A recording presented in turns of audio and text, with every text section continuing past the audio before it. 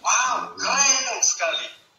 Ternyata penulis dikatakan menerima ilham dari Tuhan dikarenakan tulisan mereka dipakai oleh gereja. Terus S3 teolog, Apokalips itu adalah membuka penutup cadar. Sementara ilham, wahyu adalah bisikan dari langit, dari Allah melalui perantaraan para malaikat kepada penulis. Harus Anda bedakan itu. Oleh karena itulah kemudian ketika saya tanya, siapa, dari mana sumbernya? Anda mengatakan prosesnya ilham itu ditulis dan dipakai gereja. Tidak bertentangan, tidak kontradiksi. Nanti kita buktikan, Pak, kekacauan demi kekacauan yang ditorehkan dalam kitab Anda. Lalu kemudian ketika Anda mengatakan itu adalah sesuatu yang tidak penting, tidak urgent, kata Anda. Loh, bagaimana Anda bisa mengatakan itu adalah firman Tuhan, sementara asal-usulnya Anda nggak tahu? Hanya karena dasar dipakai oleh gereja pada awal mula. Oh, ini pasti ilham Tuhan. Gimana Anda bisa memahami sebuah pernyataan, oh ini adalah firman Tuhan, diilhamkan oleh Tuhan, sementara Anda tidak punya ilmu untuk sampai ke sana? Ada pemberitaan, tapi nggak tahu dari mana asal-usulnya.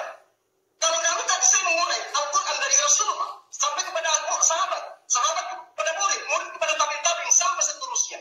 Nah, Lukas terima dari mana ini? Tulisannya ini dapat dari mana? Setebal itu tulisannya dari mana? Sementara Yesus sendiri yang adalah sang firman, kata dia, kata teman Kristen, itu tidak berkata-kata, sangat berhati-hati dia menyampaikan sesuatu kepada Bani Israel. Apa yang aku katakan bukan dari diriku sendiri, tapi dari Dia yang telah mengutus aku. Aku tidak berkata-kata dari diriku sendiri sesuai yang diperintah, kecuali yang diperintahkan untuk katakan. Lukas dasarnya apa mengatakan itu firman Tuhan? Teman Kristen mengatakan itu firman Tuhan, dasarnya apa? Sedangkan sampai kepada Yesus saja tidak. Sampai kepada Yesus saja tidak. Oleh karena itulah kemudian, kalau ada sampai kepada Yesus, tolong tunjukkan kepada saya wahyu pertama yang diterima Yesus itu yang mana? Karena menurut penulis Pulau Patmos di dalam kitab Apokalips yang kemudian dibungkus dengan kata wahyu, inilah wahyu Yesus Kristus yang dikaruniakan Allah Bapa kepada Dia untuk Yesus sampaikan pada hamba-hambanya. Pertanyaan saya, sebagai orang yang tidak mau dibodoh-bodohin, meskipun saya tahu nanti habis ini pasti Anda akan menolak goblok-goblokin saya, tunjukkan kepada saya mana wahyu pertama yang Yesus terima.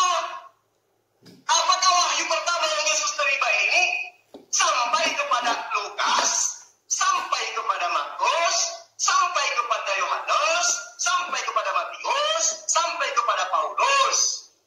Atau jangan-jangan benar yang diterangkan Al-Quran sesuai dengan pertanyaan tadi surah An-Nisa ayat 136, bahwa Torah itu sudah dihancurin terlebih dahulu. Jadi kayak mana lagi kita mau menerangkan? Kalau Al-Quran berbicara ilham, Pak, fa'alhamaha funjuraha wa taqwaha. Kalimat bos, fa'alhamaha. Dan Allah kepada Dia diilhamkan kepadanya jalan kebenaran, jalan kesesatan, jalan ketakwaan. Dalil ada. Kejagaan Islam berbicara ada. Fa'alhamaha funjuraha wa taqwaha. Anda berbicara ilham dari Nabi. Anda seorang master, Anda seorang dokter, tapi mengulai kata ilham, Anda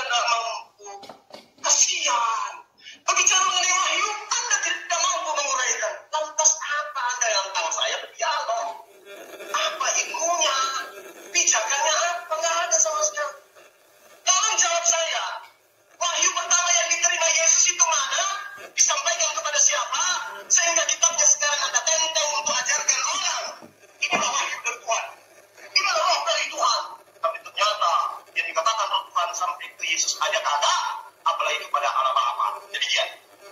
Terima kasih Gurunda. Waktu sangat penuh dan padat diberikan bantahan keras kepada pendeta MBM dari penjelasannya.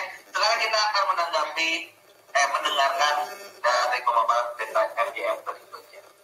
Ya. Masih sama pendeta ya? Ya. Wahyu pertama dari Bapak kepada Yesus. Silakan. Ya, ada banyak pertanyaan tadi itu saya jawab semuanya. Jadi gini, itu dia memuntahkan, Ustaz Zuma ini memuntahkan ketidakmengertiannya terhadap iman Kristen, terhadap penjelasan saya. Dia pakai istilah ilham dari pengertian Islam Anda. Salah Anda, ngawur Anda itu. Ya. Istilah ilham itu dari bahasa Yunani diterjemahkan ke dalam bahasa Inggris inspiration dan diterjemahkan ke dalam bahasa Indonesia ilham. Itu pengertiannya. Theopneustos tadi. Allah menghembuskan firman-Nya, sebul firman-Nya. Lalu istilah wahyu, apokaliptein misalnya, apokalipsis, apokaliptein. Itu diterjemahkan ke dalam bahasa Inggris itu revelation dan terjemahkan dalam bahasa Indonesia itu wahyu. Dan kalau begitu, Anda tidak memahami istilah ilham dan wahyu dari pengertian Islam Arab Anda. Kenapa Anda harus membawa istilah apokaliptein sama istilah theopneustos tadi itu? Bagaimana Tuhan menghapuskan firman-Nya ke dalam agama Islam Anda? Ini ngawur sekali Anda itu, bersuara berapi-api, tapi tidak ada isinya. Ya. Nah, baik sekarang. Itu mengenai istilah ya, jadi tidak relevan. Ya. Lalu sekarang dikatakan tadi juga singgung Injil Lukas ya, ya tidak jelas itu di mana Lukas ya. Dan saya sudah memberikan indikator itu 3 tadi. Kenapa dilihat sebagai berwibawa ilahi? Karena diterima secara aklamasi oleh gereja-gereja waktu itu, ditulis oleh para rasul atau para nabi, atau orang yang berada di bawah otoritas para nabi dan rasul. Dan juga timernya mana ini ya, timernya harus munculkan. Timer Pause dulu, munculkan. Saya tidak mau kalau tidak ada timer. Timer tolong di di pin reset. Siap. Ini yang reset tolong ya, jangan ini ya. Biarkan timer aja dulu. Ya, silakan pendeta MBM dilanjut. Ya, yang ketiga bahwa tulisan-tulisan itu doktrinnya bersesuaian ya satu dengan yang lainnya. Ini yang menjadi penanda sehingga gereja hanya melihat tanda-tanda itu dalam kitab itu dan menyatakan mereka mempunyai wibawa ilahi ya. Nah, tentu saja hal ini tidak sama dengan klaim Islam ya. Kalau saya mengejar Zuma misalnya dalam klaim Islam bahwa Nabi Anda itu menerima wahyu Allah dari Jibril begitu ya. Nah, saksi Nabi Anda siapa? Lalu kemudian menulis. Kalau tidak ada saksi siapa? Saksi malaikat siapa? Nama-namanya siapa? Ya. Kalau hanya mengaku klaim mendapatkan wahyu ya. Ya. Seperti yang kita sepakati, kita tidak akan komparasi ya. Kita tidak komparasi ke belakang karena Muslim pun tidak mengkomparasi, tidak menyatakan Al-Quran. Silakan dilanjut. Tadi ada komparasi dari awal tadi ada itu bagian komparasi tadi. Ada tadi itu. Ada, nanti coba teliti lagi. Ya baik, saya lanjut ya. Jadi kalau saya tanya Anda pun akan keteteran ya. Itu masalah klaim. Maka saya melihat klaim tidak penting. Yang penting bagaimana kitab itu menghadirkan wibawa ilahi di dalam dirinya sendiri, maka itu sangat-sangat menentukan. Sama juga Tuhan Yesus ketika tidak mengklaim sana kemari sebagai orang gila, aku adalah Allah. Tetapi sifatnya, naturnya menyatakan keilahiannya, di sisi lain juga menyatakan kemanusiaannya.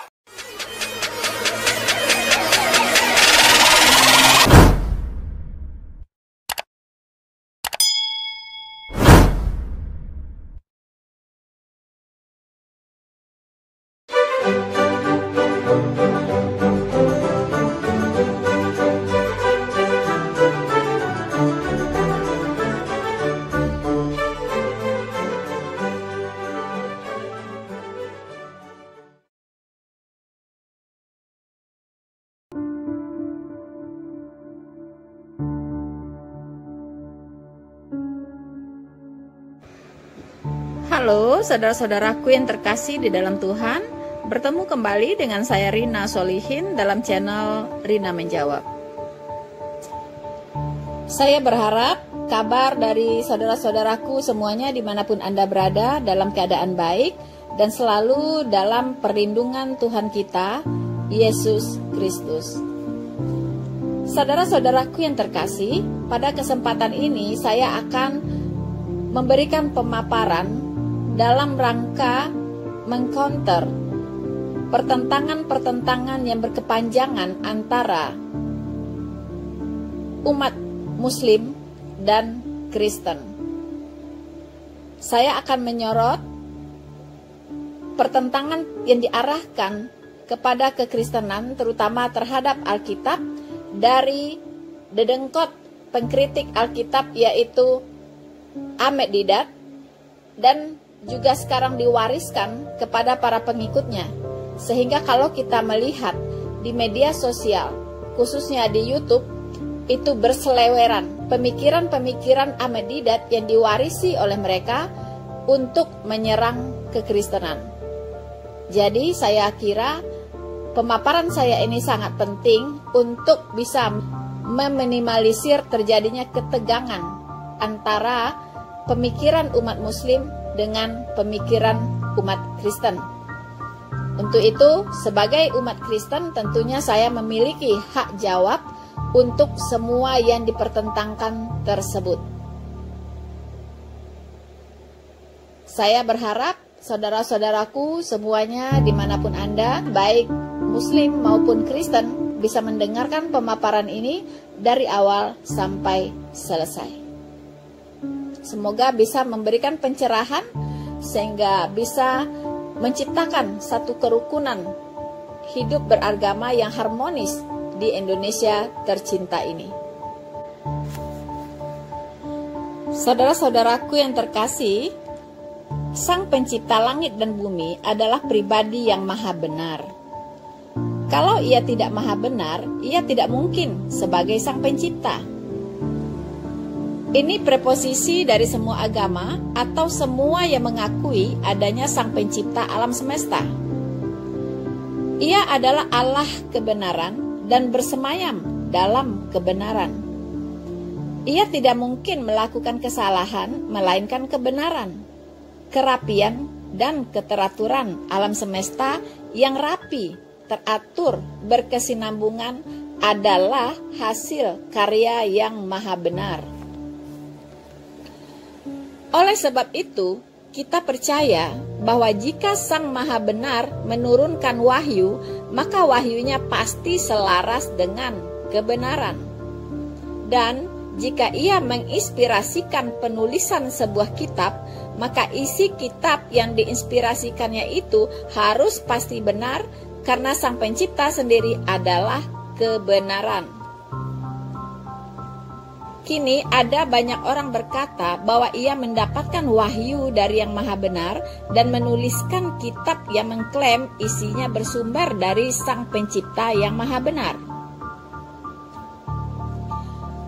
Kalau kitab yang dihasilkannya itu betul-betul bersumber dari Yang Maha Benar, tentu semua orang akan bahagia mengikutinya. Namun, bagaimana kalau ternyata bukan dari Yang Maha Benar? Bolehkah kitab yang diklaim berasal dari Yang Maha Benar itu diperiksa? Bolehkah sebuah kitab yang dijunjung tinggi oleh sejumlah orang disangsikan oleh sejumlah orang lain? Bolehkah sebelum seseorang mempercayai sesuatu, ia terlebih dahulu mengadakan pemeriksaan? Adakah hal-hal yang bertentangan dengan kebenaran di dalam Alkitab orang Kristen? Adakah hal-hal yang bertentangan dengan kebenaran di dalam kitab Tripitaka orang Buddha? Adakah hal-hal yang bertentangan dengan kebenaran di dalam Al-Quran orang Islam? Bolehkah seseorang memeriksa kitab-kitab tersebut? Bolehkah sebelum seseorang mempercayai salah satunya, ia mengadakan pemeriksaan terlebih dahulu? Bolehkah umat Kristen marah jika umat agama lain mendapatkan kesalahan dalam Alkitab atau mencela isi Alkitab. Seharusnya, jika orang Kristen adalah orang yang menjunjung tinggi kebenaran, maka ia akan bersyukur jika ditunjukkan kepada mereka kesalahan Alkitab. Karena dengan demikian, usaha itu telah menghindarkan mereka dari mengikuti kitab yang salah. Saudara-saudaraku yang terkasih, apakah gunanya seseorang menjunjung tinggi sebuah kitab dan sangat membelanya mati-matian, namun akhirnya kitab itu menyebabkan berakhir di neraka? Bukankah seseorang sepatutnya membela dan menjunjung tinggi kebenaran?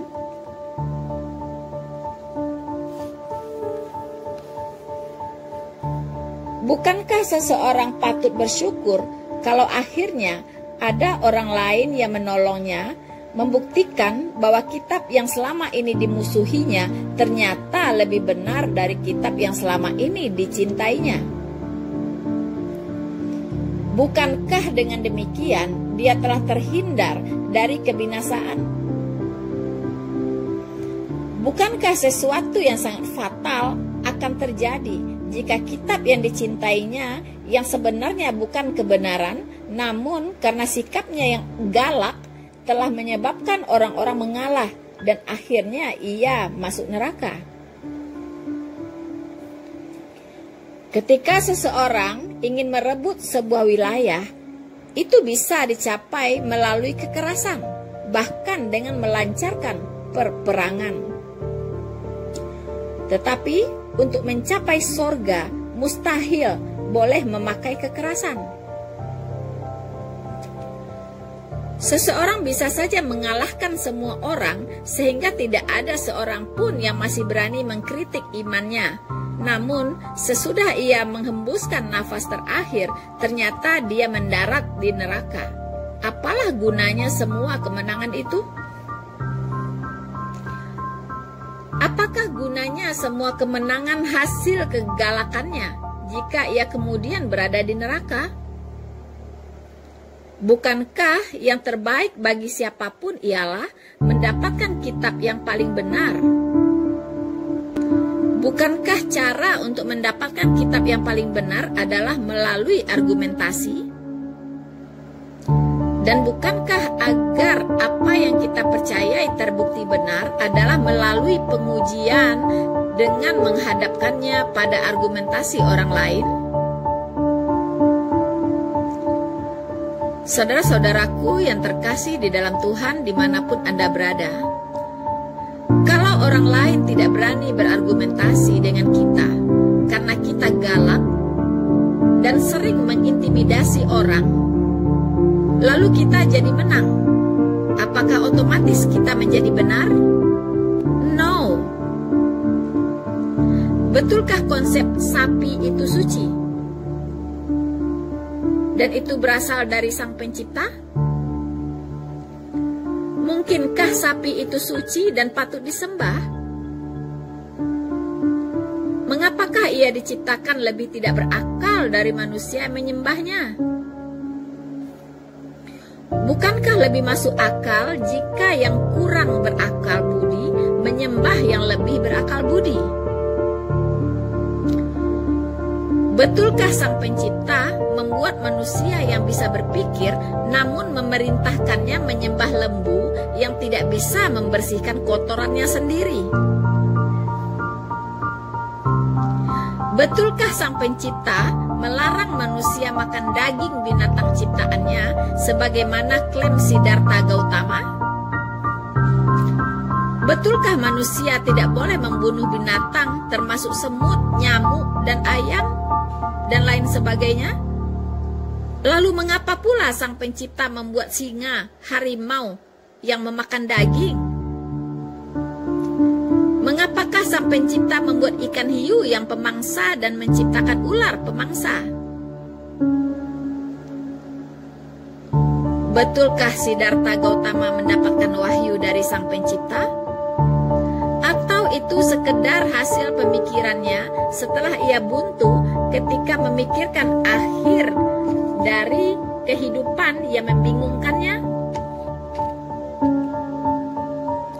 Bolehkah seorang berkata bahwa sesungguhnya Siddhartha Gautama tidak mendapatkan wahyu dari Sang Pencipta? Pengajaran Buddhisme adalah hasil pergumulan seorang pangeran yang hatinya tersentuh oleh tragedi kemanusiaan, yaitu kematian. Ia bertanya kesana kemari dan mencari kesana kemari akan jawaban tentang makna kehidupan, namun tidak mendapatkan jawaban yang memuaskannya. Akhirnya ia terduduk di bawah pohon bo dan tersentak oleh kesedihan hatinya, dan kemudian ia mengklaim telah mendapat penerangan atau Buddha, yaitu bahwa tidak boleh membunuh apapun. Ia lupa kalau singa tidak membunuh apapun, maka ia segera punah. Saudara-saudaraku yang terkasih di dalam Tuhan, selanjutnya bagaimanakah dengan Al-Quran? Apakah Al-Quran boleh diselidiki? Apakah Al-Quran boleh dikritik? Masih adakah orang yang berani mengkritik Al-Quran setelah menyaksikan sikap sebagian orang Muslim yang mengintimidasi dan menganiaya orang-orang yang berkata negatif tentang Al-Quran? Kalau tidak ada orang yang berani mengkritik lagi, apakah itu sudah menjadi sebuah tanda bahwa Al-Quran benar? Tentu tidak. Seharusnya, jika sebuah kitab betul-betul kebenaran, ia harus legowo untuk dikritik. Dan dengan sikap demikian, ketika semua kritikan habis dan kitab itu masih tetap tegak, maka boleh disimpulkan bahwa itu adalah kebenaran. Orang akan berkata, sungguh itu adalah kebenaran, karena sudah dikritik dari segala sudut dan dengan segala cara, ternyata dia masih tetap bertahan. Orang bijak akan yakin bahwa kitab yang paling banyak dikritik, namun yang tetap bertahan, pasti lebih benar daripada yang sedikit dikritik. Orang bijak juga akan melihat bahwa kitab yang dikritik dengan umatnya yang kalem lebih berwibawa daripada yang dikritik dengan umatnya yang berang garang. Itulah sebabnya diserukan kepada umat agama manapun, terutama Kristen, untuk bersikap terpuji dan tenang ketika kitab yang dicintainya dikritik. Kita sebagai umat Kristen tidak perlu marah, tidak perlu berang, tidak perlu menganiaya orang, tidak perlu membunuh orang ketika kitab kita dikritik, ketika Tuhan kita dicaci, ketika iman kita diserang. Kita tidak perlu marah, tapi kita berhak memberikan hak jawab dengan cara berargumentasi untuk mematahkan semua serangan-serangan tersebut. Saudara-saudaraku yang terkasih di dalam Tuhan, di dalam membandingkan Alkitab dan Al-Quran secara jujur, seseorang pasti dihantar pada tepian kesimpulan. Kalau Alkitab benar, maka Al-Quran salah. Kalau Al-Quran benar, maka Alkitablah yang salah. Mengapa? Karena di antara dua kitab ini terdapat cerita yang peristiwanya sama, namun isi detailnya berbeda, bahkan bertolak belakang. Kita akan mengambil satu kasus yang dipertentangkan Ahmed Didat, yaitu tentang kasus Ishak atau Ismail yang dikorbankan. Dan sampai hari ini masih menjadi perdebatan antara umat Islam dengan umat Kristen, yang diperintahkan untuk dipersembahkan oleh Abraham, apakah Ishak atau Ismail? Kalau di kitab Kejadian mencatat itu Ishak, sedangkan Al-Quran mencatat itu Ismail, maka tidak mungkin kedua-duanya benar, kecuali perintah kepada Abraham untuk mempersembahkan anaknya terjadi 2 kali, yaitu sekali korbannya adalah Ishak dan sekali lagi korbannya adalah Ismail. Namun, jika hanya terjadi 1 kali saja peristiwanya, maka hanya salah satu saja yang benar. Seorang pencari kebenaran pasti akan mencari tahu keasliannya. Tetapi bagi yang tidak peduli pada kebenaran, ia akan pasrah saja, bahkan akan membela secara membabi buta salah satunya. Saudara-saudaraku yang terkasih di dalam Tuhan, apa yang tercatat di dalam kitab Kejadian, yaitu sebuah kitab yang ditulis oleh Musa 1500 tahun sebelum Masehi dan yang telah diterjemahkan ke dalam bahasa Yunani 2 abad sebelum Masehi, tidak pernah dipermasalahkan sampai Muhammad yang lahir 570 tahun sesudah Masehi menyebut bahwa korbannya adalah Ismail.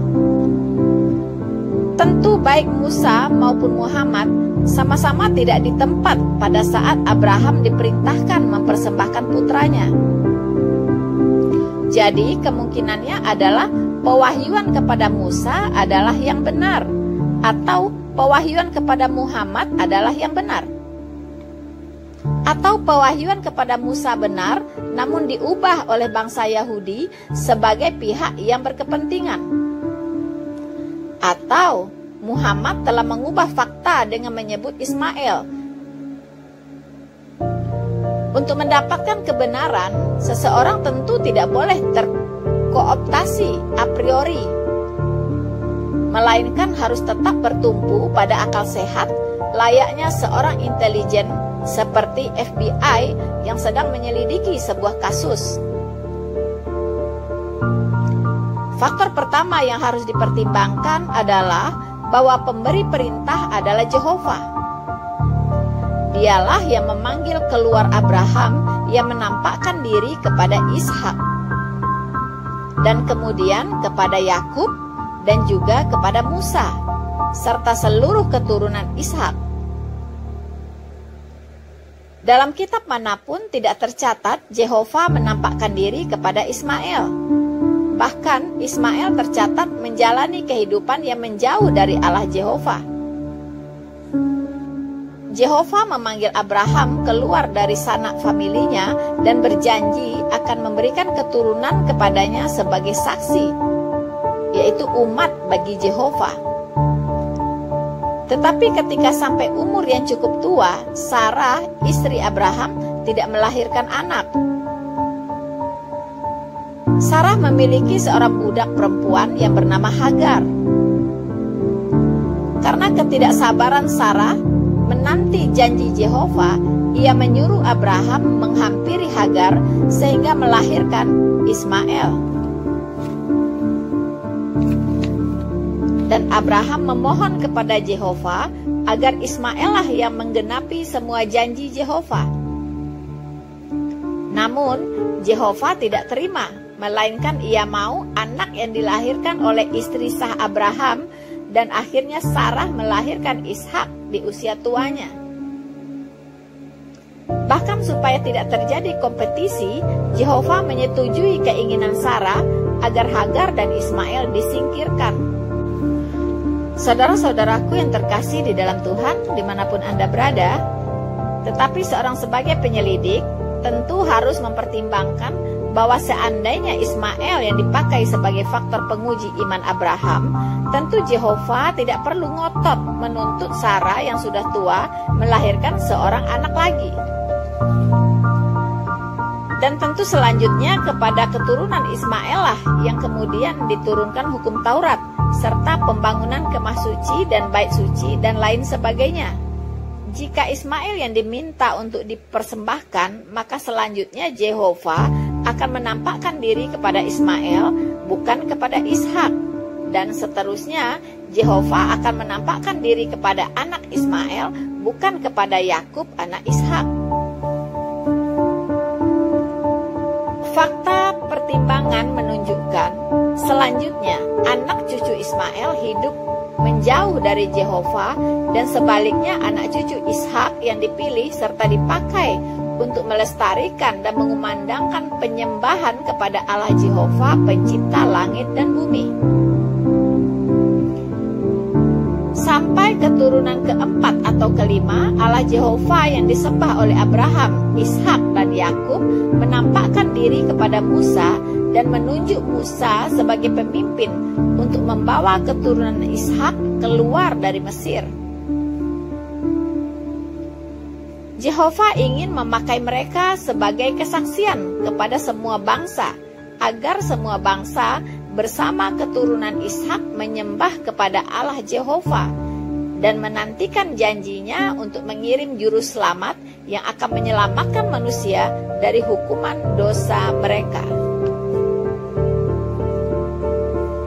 Saudara-saudaraku yang terkasih di dalam Tuhan, Musalah orang yang menerima wahyu tentang penciptaan, tentang air bah, tentang pemilihan Abraham, dan menuliskannya ke dalam kitab Kejadian. Kelihatannya ia telah menulis dengan benar, dan tentu tidak ada orang yang berani serta berkepentingan untuk memalsukan tulisan Musa. Sikap takut gentar terhadap Yehova dibangun sehingga mereka takut menyebut nama Yehova. Maka adalah mustahil bagi mereka untuk berani merubah nama Ismail menjadi Ishak. Dan jika Ismail adalah yang diperintahkan untuk dipersembahkan Abraham, maka berarti Ismail adalah anak perjanjian. Kalau Ishak bukan anak perjanjian, maka tidak masuk akal bagi Allah Yehova untuk memimpin keturunannya. Mengapakah Allah Yehova memimpin keturunan Ishak? Dan mengapakah hingga Allah pencipta langit dan bumi memperhatikan keturunan Yakub, bukan keturunan Esau? Pernahkah kita berpikir kritis untuk mendapatkan kebenaran yang sejati? Tidak pernahkah kita khawatir kalau selama ini kita mengimani sesungguhnya adalah cerita palsu? Di sisi lain, sebagai agen intelijen, kita bisa melihat kasus cerita Muhammad dalam Al-Quran. Muhammad dilahirkan tahun 570 sesudah Masehi, yang berarti sekitar 2000 tahun sesudah Musa.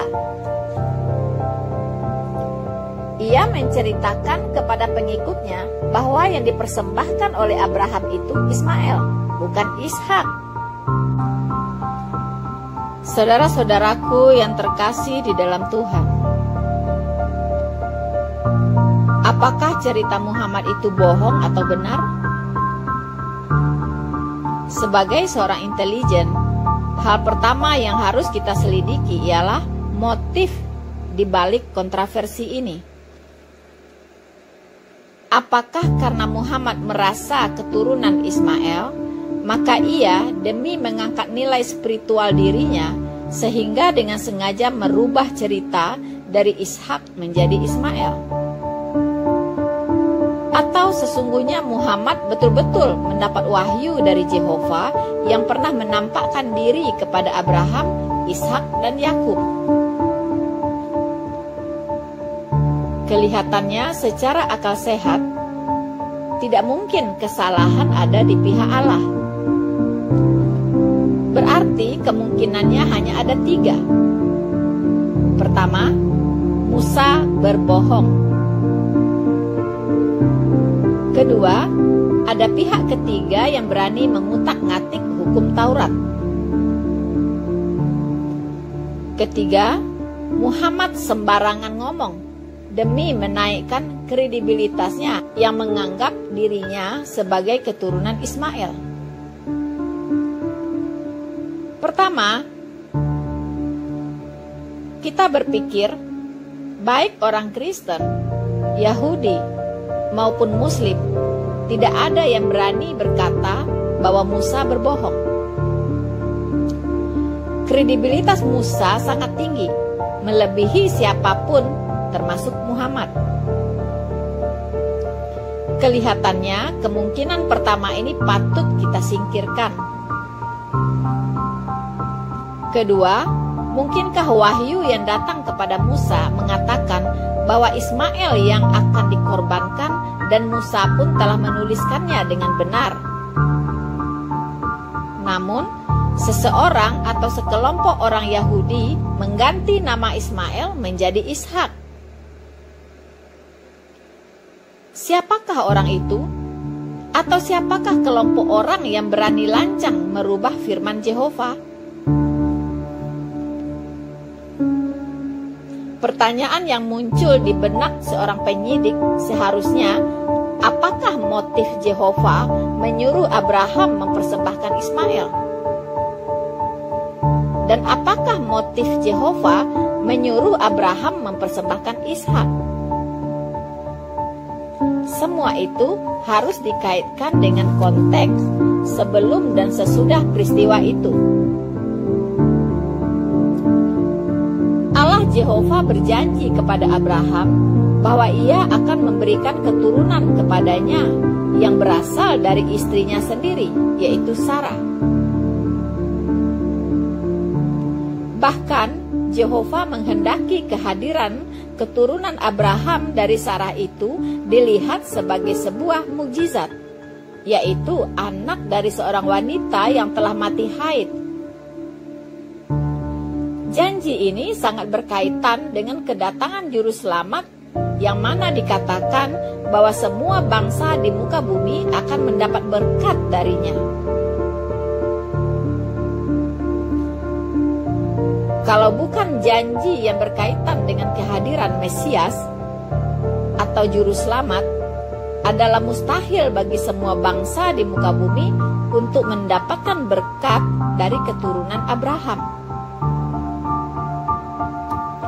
Saudara-saudaraku yang terkasih di dalam Tuhan dimanapun Anda berada, konteks sesudah peristiwa di Gunung Moria ialah keturunan yang berkesinambungan dari Abraham hingga kelahiran Sang Juru Selamat dunia.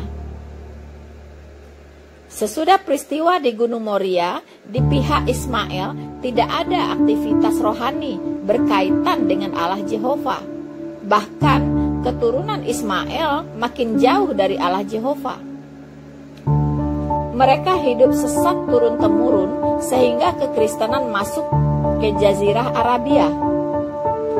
Bahkan kekristenan yang masuk ke Jazirah Arabia pun adalah kekristenan yang sesat. Sudah merupakan fakta sejarah bahwa sanak famili Muhammad adalah orang Kristen Nestorian.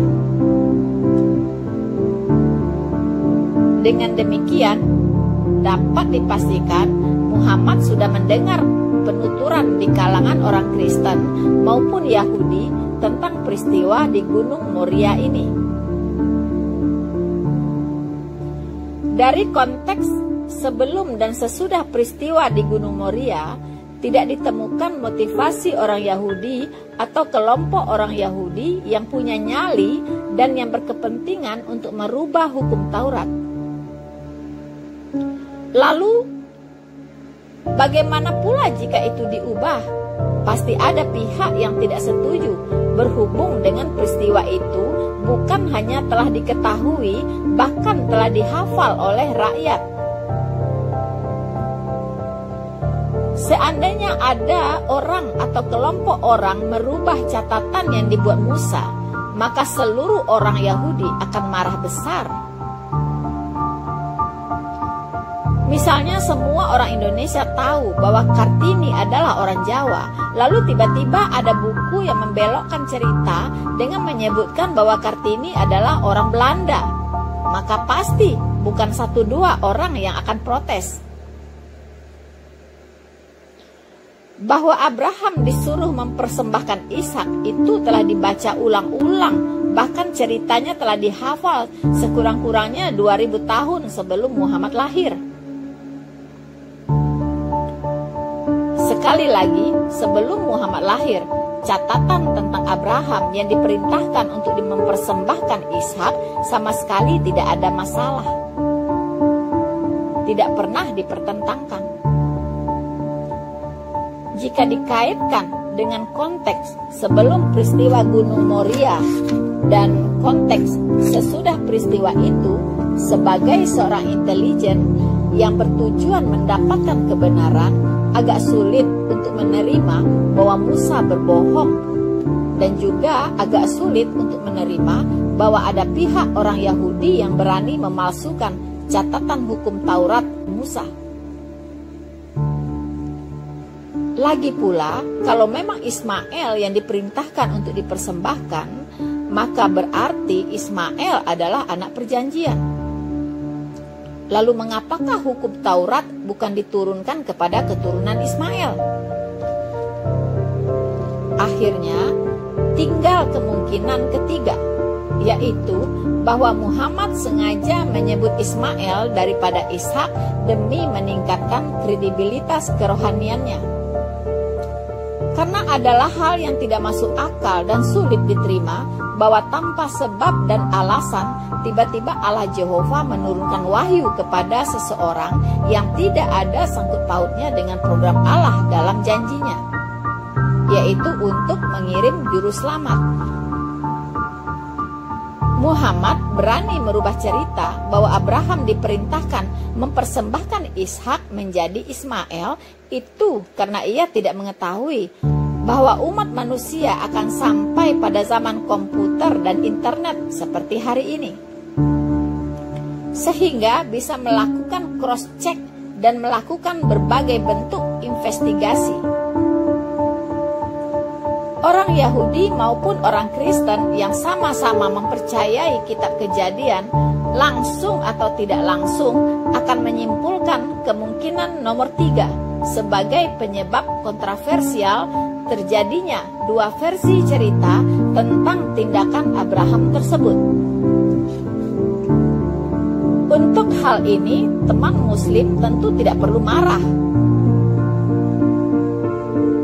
Karena dengan mempercayai catatan kitab Kejadian, maka otomatis tidak mempercayai sesuatu yang berbeda, apalagi yang bertentangan.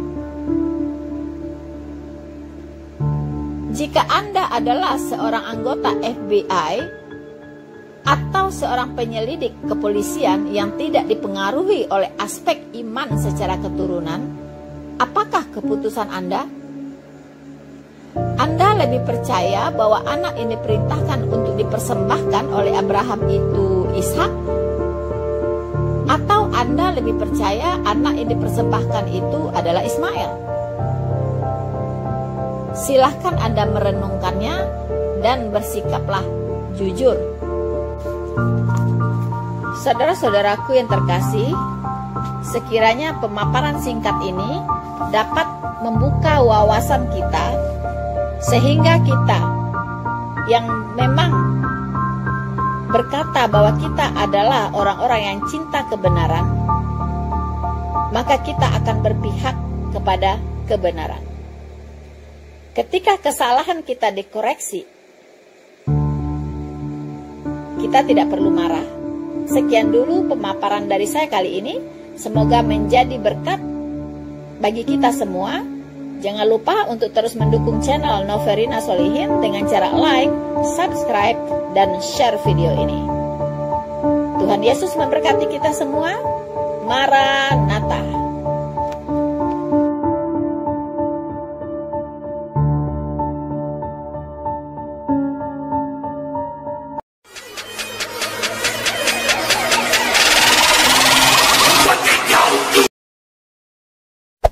Hey there. Subscribe to my channel. And also press this bell icon.